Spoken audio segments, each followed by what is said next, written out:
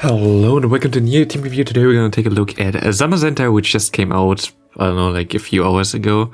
I got mine from a remote raid, of course. And today we're going to take a look at Ultra League. Sadly, we cannot go into Master League because Master League is only the level 50 Master League right now, so can't look at this right now, even though I think it will most likely be really viable there. As right now the problem with Dacian, even though Dacian is really good, is that like the close combat misses out on the KOs for Mundle and Dialga, and I think you should be able to do that here now with a step bonus from Zamazenta. But as you, I most likely put it in the title, so most likely you see already, I only played 2 sets because it's really late at night. You don't really get people playing Ultra League sadly, so I had crazy queue times. But I went 9-1 with this team. Of course, I have 2 crazy good XL Pokemon in the bag. I will not like say, oh wow, like this only is a Zamazenta or something like that. But I don't think it was bad. Like, I expected it to be really horrible. I looked at calcs before and I thought, okay, what the fuck is this shit? I'm not gonna do this. Like, this thing is really bad. It wasn't. It was actually good. Like, I cannot say, like, it's really bad. Of course, it's not going to be the meta one that you kind of expect there to be, but it's basically kind of like Pangoro. You see here and now how much damage it does and how much damage it deals, and it was not bad. Well, this team, of course, Giratina is kind of the worst Pokemon that you can face, but you still have the Earthquake, you still have the Brave Bird as a coverage. Yeah, actually make a mistake, I should have swapped out earlier. Go for the close combat and then swap out, which allows me to go for the Weather Ball and then farm down, I think. But yeah, otherwise I could just go for an Earthquake and I'm also fine. And my opponent goes for the Acid Spray legally and I can just go for the Weather Ball and farm all the way down. And yeah, in general, for me right now it's 230 again. Yeah, I sacrifice a lot of things just to get that thing out very early. So yeah, I hope you still enjoy seeing that thing already right now, and I can actually say, like, yeah, maybe you should try to get one for Ultra League as well. At least it doesn't make a lot of fun to play this thing. Here we have an Empoleon against us. Is this the game that I lose? There was like one game. The one game that I lost was actually a game I could have won as well. Here, oh no, this was also a really cool game. Here my opponent has Empoleon. I kind of thought, okay, I have to get it lower so I can get it into range for the Talonflame. My opponent gonna shield anyway because he knows that I have the Earthquake. I'm gonna go for Weather Ball to lower him a bit, and he goes into, he has the Empoleon still, goes for a charge move now against me. I expect him to swap out here. So what I'm going to do here is not throw move, and he goes to the Giratina, I can farm down, go for the Brave Bird, and this Brave Bird going to KO this Empoleon, really nice. Yeah. So, what you have to know about the Zamazenta as well is that Close Combat and Crunch has basically the same amount of energy, and you kind of want to, usually, I mean, if it's resisted, if Close Combat is resisted and Crunch is neutral, actually Close Combat still does more damage. So if you like basically in the situation at the end, your opponent has no shields, you have no shield, you can throw one more charge move. Which charge move you want to throw when the Close Combat is resisted and the Crunch isn't? It's still the Close Combat that does a little bit more damage because of the step, because it's a bit stronger move. But yeah, here my opponent has a Talonflame and what's it called, Typhlosion, which is crazy. I thought he has like triple fire at this point, but as it turns out, it's actually a Ferrothorn, and we still have our Zamazenta. Zamazenta doesn't really care about Ferrothorn. We have close common for the thing. We're just gonna completely wreck this thing. This thing completely nukes it right now. I didn't expect the damage to be that crazy. I thought it would do like a bit more than half, but it did like 80%, which is pretty nice. If we can go for the Crunch to finish him off, he goes back into the Talonflame, just throws immediately. And because we are still full health on our Politoad here, we should be able to survive the incoming Brave Bird, and we're gonna be able to finish him off now with a Weather Ball anyway. So, good game to my opponent. Very well played, but yeah. I wish I could show a bit more than like 10 battles, but Ultra League in general is like always kind of a bit difficult in terms of the amount of battles you can do, and like it's always longer than like Great League anyway. Here we have a Dragonite against us, and this is the worst possible you can face basically, because look what I have for Dragonite. I don't really have anything. I have Crunch, I have Weather Ball, which doesn't do anything. I have Earthquake, which is also not that good. And yeah, there's not a lot of things I can really do here. I have to go for actually another Weather Ball here against this Emag, which is not the best thing. I am forced to stay in here with my Politoad sadly against this thing, but I have 2 crunches stored. So what I can do now is try to swap out, go for the crunch and try to snipe him here. My opponent most likely gonna shield anyway because he has so much energy. And what he's gonna do here is also just gonna go for a Dragon Claw. I'm just gonna go for another crunch to get his other shield as well. And yeah. Does he think I get to another move? He does think I get to another move, but actually he has a Poliwrath in the back, which is really interesting. I think he has a 1 move away from getting to another charge move. So what my only basic chance here is to go up to 100 energy and try to get to 2 flame charges so I can threaten the Poliwrath as well as the Dragon Knight. Otherwise I have like no chance for that. And yeah. Here my opponent goes for the Ice Punch, and I can go for the Flame Charge, and my opponent most likely gonna swap out here now, and he does, and I can go for another Flame Charge and gonna KO this Dragon Knight. And because I'm double boosted now, also this next Incinerator can KO the Poliwrath in a very good game. Very well played, really crazy that we still won this. We had some really good, interesting games here. We have Driftbloom against us here right now. It's okay because we have Crunch, but it's also not the best because we're super squishy. So even like a Shadow Ball would KO us. We're just gonna go into the Talonflame right now. Not really shielding, we don't really need that Talonflame anyway right now. What we're gonna do here is just gonna go straight for the Brave Bird, see how much it's gonna do, maybe it KOs, maybe we can just farm all the way down afterwards. We throw it the same amount at the same time here, and he also has Shadow Ball actually, which is gonna KO us. We're gonna go back into the Zamazenta and farm him down a bit. If we need 4, like I have to throw the 4 thing, and yeah, I had to because he would have been at the Icy Wind. I don't want to give him like debuff and damage on me. My opponent goes into Talonflame. I have my Politoad and he has Ascaf in the back. We are in a good spot here. Politoad gonna clean this game most likely. And even if it's not gonna clean the game, if he goes for the close combat, or maybe it's actually the game I lose. Oh, there was one game that was similar than this. It might be this game actually. I can go for another Weather Ball here. Oh no, no, no. I think it is actually this game. No, I'm curious. No, I'm curious how I still lose this. I think, yeah, I go for like the Weather Ball now.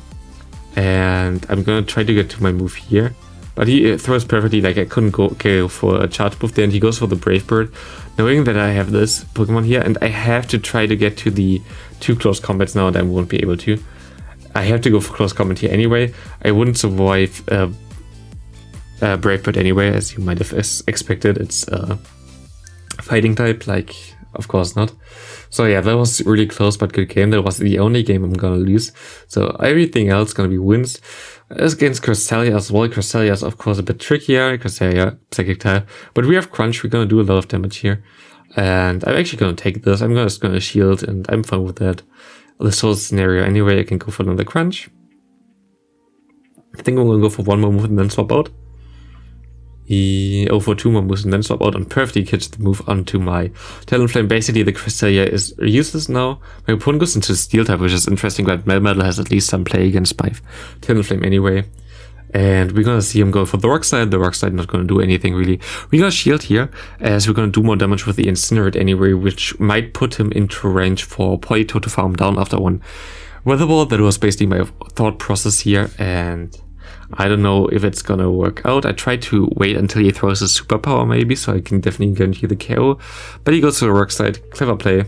I'm gonna go up to Earthquake and bait, but he actually gonna survive this, and we're not gonna be able to farm down in time, sadly. Still, we have enough energy right now left, as my opponent goes back into the Cresselia. I can go for another move. I have so much energy stored, and he has a Talonflame in the back.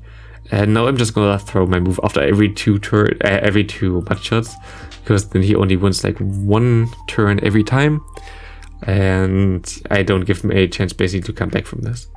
I'm actually gonna catch the move here as well. I know that I'm gonna survive still with my Politoad, and I can just go for the Crunch here, and I have 2 moves stored anyway.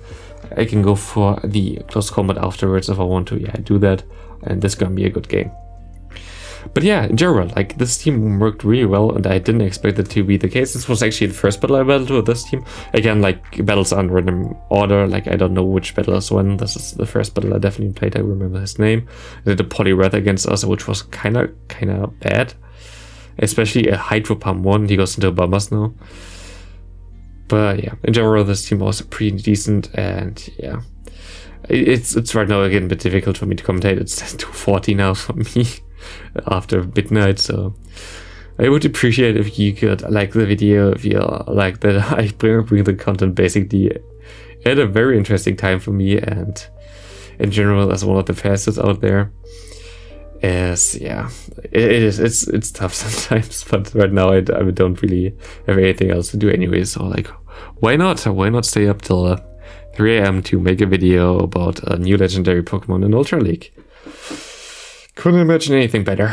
But yeah, otherwise, like, of course, it's for me a bit difficult with the time zone right now, because my time zone was a bit bad for those raid bosses, as like they get released at I think 0, or like the event area gets released at midnight in New Zealand, and the raid spawn at 1 AM my time. Then I have to raid them, then I have to go for battles, then I have to commentate, edit, do a thumbnail, because I always need the Pokemon in my inventory to do the thumbnail for the screenshot you always see in the beginning, so I cannot even prepare that. It takes a long time. It just takes a long time. But I mean, I like doing that stuff like this. I like to challenge myself. I like to use new Pokemon. It's always like the most fun of the game for me. I love to play new Pokemon. Here we see, I'm just gonna try to put him a bit lower, because I have a move stored and I know that I win CMP, and there's like no way my opponent can win this anymore because of close combat. Gonna definitely KO this Poliwrath. Good game there to my opponent. But yeah, Zamazenta was really decent. Like, you see like how often I win games where this thing is the last thing standing and still gonna KO all the things. You have a Swampert against us. Swampert, of course, not the best thing for us to face. Swampert really bulky and spammy. Okay, it's not bad bulky, but it's spammy and it hurts a lot. And I think like one Earthquake would KO us completely, but he swaps out into Cresselia. And what we're gonna do here is just go for 1 crunch, go for 3 moves, and then swap out, because he's at the Moonblast, and we can catch a Moonblast. And there's, we're gonna get the attack debuff, which is bad. But there's always the thing with me and the Talonflame and Cresselia matchup, because usually people run Grass Knot anyway on this thing. And I always say those people who don't run Grass Knot on their Cresselia, which is of course beautiful, because with Grass Knot I would completely wall that thing. And like this, I am not. Which is annoying, but it's fine. Here my opponent has a Swampert still. I can go into my Politoed, kind of countering them. And here's the bait. I'm just gonna still shield and try and see what's gonna happen here. And he has a Registeel in the back, and I thought, oh god, I'm most likely gonna lose this match. Can I survive a move from Registeel on my Zamazenta? And the answer is, I can actually survive the Focus Blast with 1 HP in a dream, and that was so crucial, as we're gonna be able to get this close combat off. We have to go for an Earthquake again, because otherwise he gets to another move. But now we basically have the Politoed against the Swampert, which is a favorite matchup for us, because we can spam the Weather Ball. I still wanna try to get up to an Earthquake, and we're actually gonna shield the correct move here, which is beautiful. We still would survive an Earthquake, but this gives us a way better spot now. And yeah, we're gonna see what's gonna happen here now. He's gonna go for the Earthquake most likely. Yep, gonna see that doesn't KO, and I would have got to 2 Weather Balls in time before anyway, so good game there to my opponent. And into the next battle we have Cresselia against us. Cresselia, of course, not as bad, not as good, but you're gonna see me adapting my play a bit, because this time I actually perfectly swap already onto the charge move there, because I guess it's always 4+1 to get there. And my opponent goes into an Obstacle, and I thought, okay, this is kind of sus. Like, Obstacle is not a good answer against a Talonflame, counters resisted. Night Slash still hurts a bit, but still, I can go for a Flame Charge. I even win CMP against you. I think my opponent just no shields here anyway, and he does. And he goes into the Cresselia again. And I'm just gonna no shield here, because I already saw the Grass Knot, so I think I saw the Grass Knot, and I can just go for a Brave Bird here and see what happens. And my opponent also not gonna shield. He has a Talonflame in the back. Hi, we have a Politoed in the back. Goodbye. A very nice game there. Next up into the last battle, we're gonna see Snorlax against us in lead. Pretty decent. We can go for close combat. We can see what he wants to do, and we can swap out into the Talonflame, which is the mainstay swap in this team. And yeah, he stays in, which is good for us. He goes for a Body Slam. I get an extra move in, which is pretty decent. And because of another body slam, we're just gonna shield up. We're gonna go for the flame charge now, boosted of course.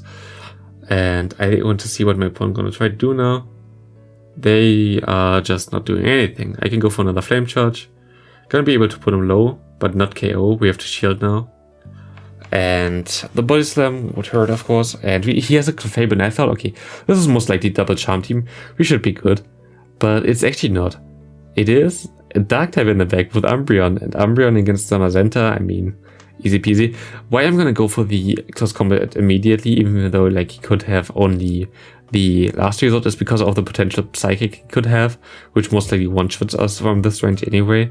So I just went for the safe play and just get some damage on him. I still have the Politoed in the back, and this is gonna be a good game anyway.